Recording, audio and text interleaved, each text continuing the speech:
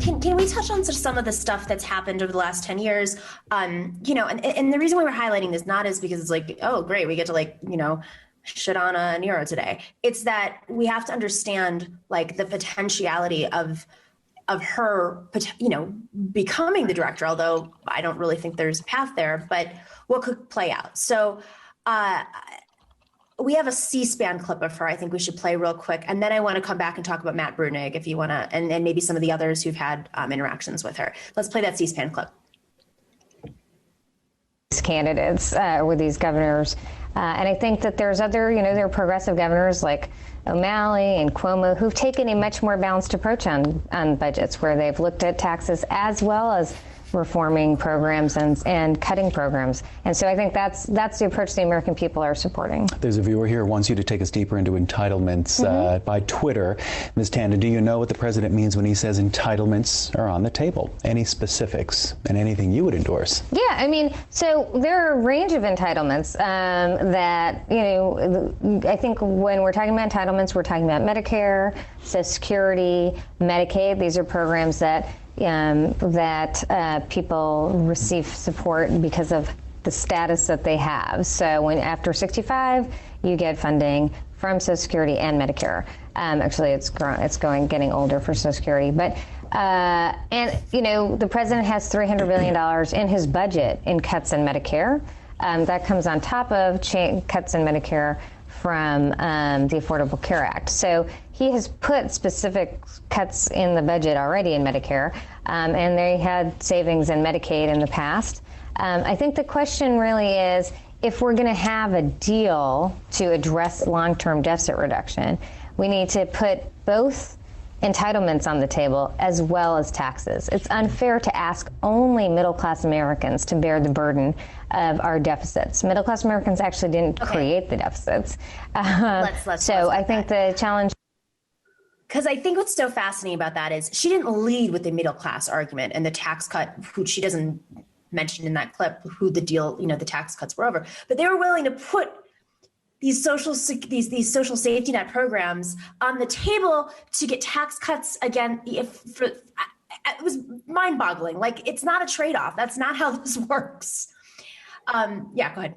Yeah, I mean, and I think, again, this is like when we worked for her at CAP, I thought of her as a lawyer for the administration, right? Like, she didn't see it as an outside organization that's advising the administration what to do. She saw it as it needed to be in step with the administration. And President Obama did propose what's called a changed CPI, which would change how Social Security benefits are calculated in a way that would have reduced benefits.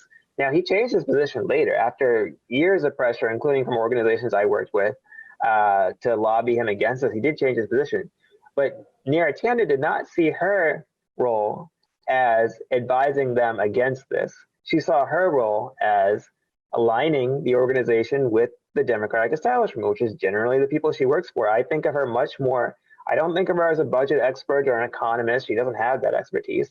It's probably the opposite, honestly. I think of her as a political operative, and her client was, at that point, Obama. And I think, you know, if you want somebody in the Biden administration who's willing to tell him things he doesn't want to hear, is going to push back, I don't think that's going to be her role. I think her role is going to be to try to get everybody in line with them. I think people who are on the more progressive side, like Jared Bernstein, who would be likely to push back, she would probably not join them. I mean, that's my experience with her.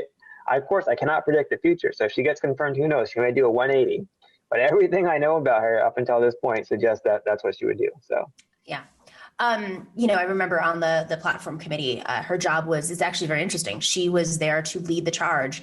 Not only was she was on the smaller platform, the drafting committee. And if you ever want to watch some interesting takes, go look up the C-SPAN videos from that, where Cornel West and Dr. Zogby and Keith Ellison were on that platform committee. But the bigger platform committee, which I was a part of in 2016, you know, she would aggressively go around and go like this, vote against expanding Social Security, vote against it. And I remember there were some Clinton delegates, they just supported Clinton. They wanted the first woman president. They were their appointed platform for whatever reason. They were like, I don't agree with this. And they were feeling pressure, and they started to move to our side because it wasn't necessarily just that they were opposed to the actual platform issues that the Clinton campaign was pushing, which some of them were, of course. It was the way they were being pushed to do so. And there was this like romantic idea of joining the platform committee and having a debate and, representing your side. And instead they were like, you better do this or we'll shame you. One of them was threatened to be taken off of the Democratic committee locally because she voted against one issue. And I think it was actually Palestine because she was Palestinian. Unreal. So can we talk quickly some of the other folks that these are big stories that have happened over the years, and it's just sort of a refresher, but what happened with Matt Bruenig? Bruenig, of course, is his wife who writes for the New York Times. Right. So Matt Bruenig at this point, he's a really smart young guy. He's working for a think tank called Demos, a progressive leaning think tank. He was in a dispute with Neera online. I think he used the word scumbag, but he was doing it in reference to like an internet meme, which is not like a literal scumbag, but like whatever. And he referred to her that way. And then what ended up happening was Demos, of course, values this relationship with CAP, which is a policy broker for the whole Democratic Party. And they ended up firing him. And it was actually a pretty tough time for Liz and Matt in that, they looked around for work. He couldn't get a union to hire him. What he decided to do was to crowdsource a think tank, which actually ended up working out very well for him. It's a great little operation that's well funded through people, but it was a tough period for him because it demonstrated that when you run afoul of a Democratic Party power broker, they can really ruin you. Like it's not like having an argument with a friend or something. Maybe you have a heated argument, okay, then later you apologize and everyone gets along together. Like these people are out to end you if they don't see you as loyal to their faction. Unfortunately, this is how these kind of steely-eyed political operators work. And I think, one analogy may be Rahm Emanuel. Rahm Emanuel operated very similarly under Obama. He had a very cutthroat mentality. And it seems like he may be joining the administration again, or at least there's rumors of that.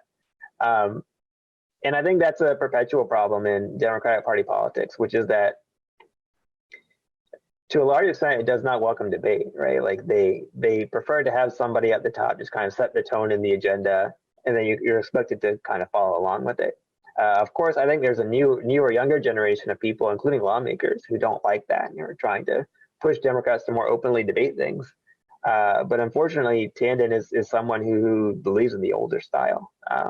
And I think that Obama did too, honestly, despite him publicly acting like he didn't. I think Obama kind of liked having people in line as well. So Biden, I mean, this is an amazing thing, the uniter. And at the end of the day, it's like, who uniting is. Well, that's the question is like Biden ran his entire campaign about how he wants to unite the country, how he wants to bring people together, so on and so forth.